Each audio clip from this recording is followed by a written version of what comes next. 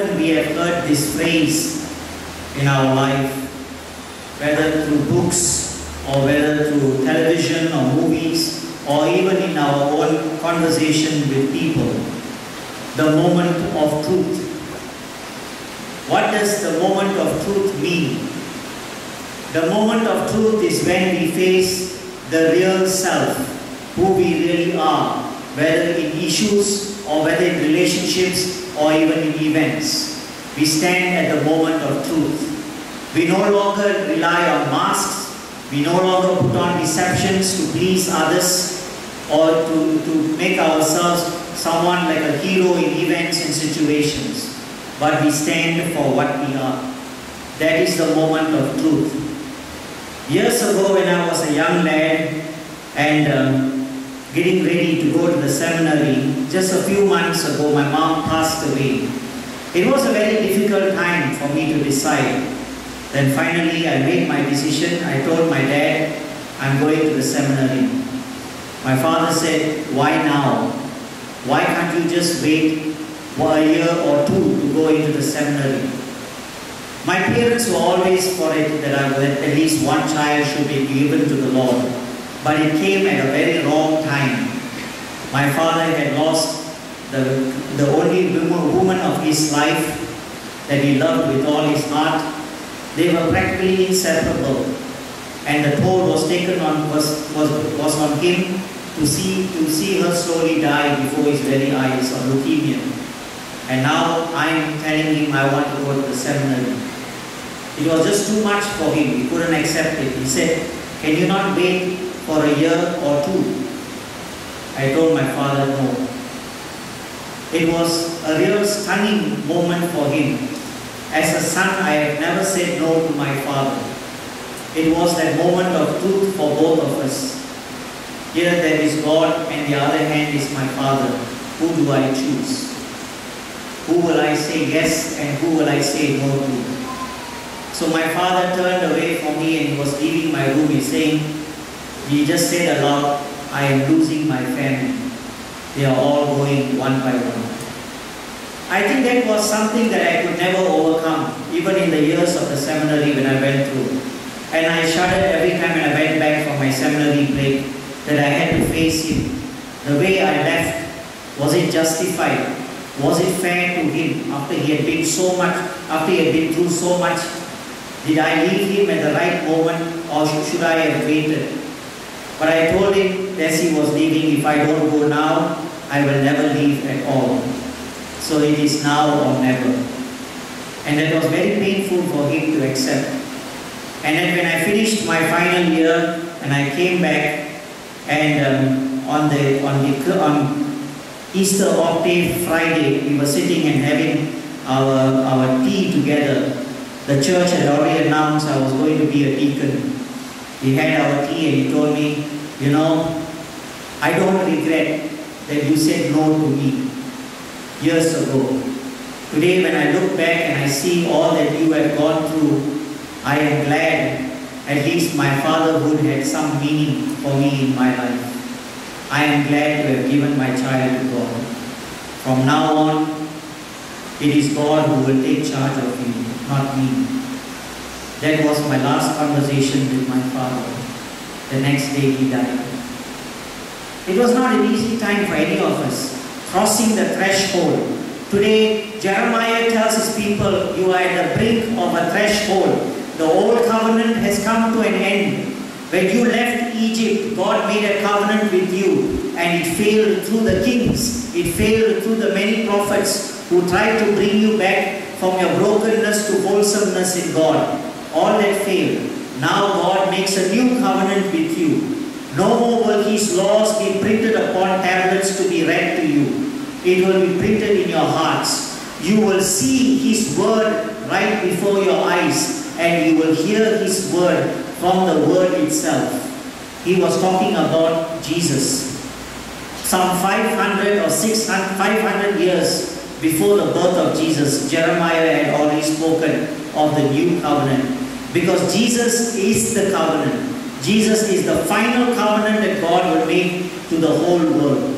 And He says, no longer will neighbors be able to tell you, listen to the law, or call upon you to adhere the word of God. It is the word of God speaking now through your hearts who will bring you together as one people of God. He was speaking of the moment of Pentecost, when God's Spirit was poured in all their hearts as they went out to bear witness to Jesus in the world. Both these events were already spoken of by Jeremiah, even while his people were living an estranged life from God. He was seeing it as a new hope. He was giving them new hope. He was giving them new light in the midst of their darkness. And today, for Jesus, his threshold, his crossing of the threshold was when the Greeks came to him and to say, we want to speak to you. It was his way of knowing the Father had told him, your ministry is finished. Your ministry to the Jews is over.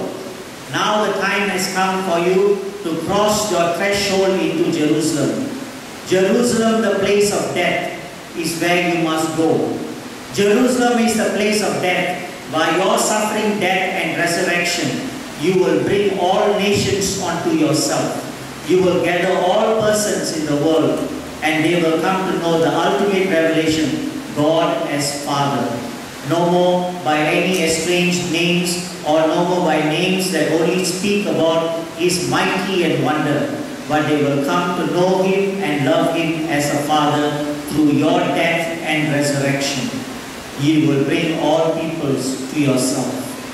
Today Jesus says, unless a grain of wheat falls on the ground and dies, unless each of us meet our moment of truth and die to that old self, we will not rise again. We can never know resurrection. It is only through death can we rise once again wholesomely. It is only from crossing from brokenness to wholesomeness where we know what it is to be whole again. From the many bitterness and painful experiences of our life, from the many shatteredness of our own way of existence. Until then, we will not experience what it is to be whole again and to look back and to say, we have crossed over to something that is new, to something that is good. Today, where is the Jerusalem for you and me? Is it the place that we always want to run away from? Is it the issues that we want to push aside and not talk about it in the family, not talk about it among our friends, not talk about it among our peers? When we see injustice going on, when we see immorality going on, when we see brokenness before our very eyes, but we don't want to talk about it, we don't want to adhere to the issues at hand, pushing it aside. Perhaps that is the Jerusalem that you and I must enter. That is the Jerusalem where we must learn to die to ourselves, to our cowardliness, and stand before God in righteousness with courage that comes only from Him. We all have to find some kind of courage. Sometimes the courage that we take can hurt the people the most that we love. For me, it was my dad. That was my moment of truth when I had to say no to my father. Perhaps God Himself was testing me. If you love me so much, can you hate something in this life? Put it as secondary to come with me all the way through. That was His test of me. And for my father, it was his test himself. If you love me so much, can you give your son up? As Abraham was willing to sacrifice his son Isaac as a burnt offering to his God, can you be willing to sacrifice your son to me as your God? All of us must face the moment of our truths, and the moment of truth can be the most painful thing to enter and to give up.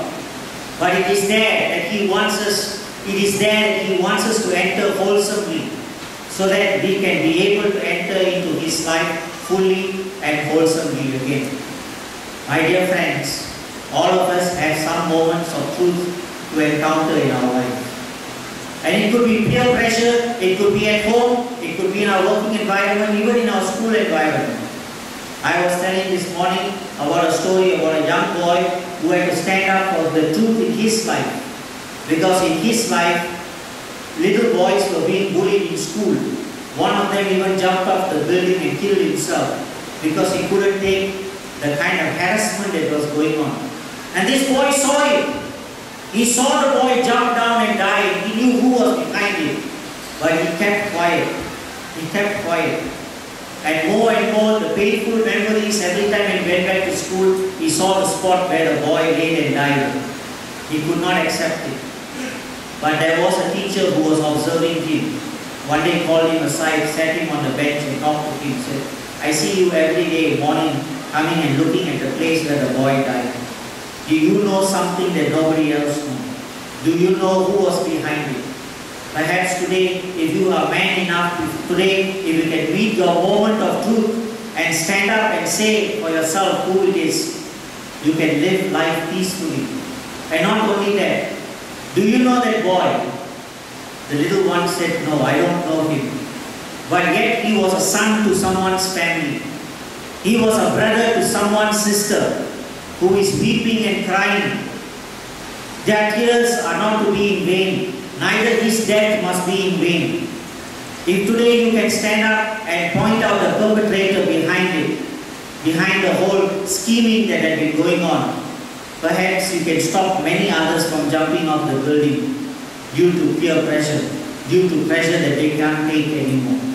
You can put an end to this kind of unnecessary death.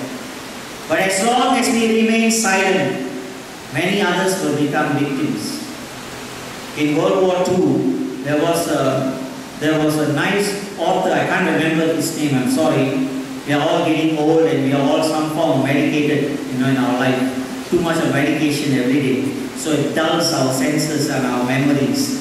The person said, the only thing necessary for evil to continue in this world when good people choose to remain silent. That's the only thing that can make evil spread in this world. Because these people have the courage, but for some reason or another, they chose not to make the truth known.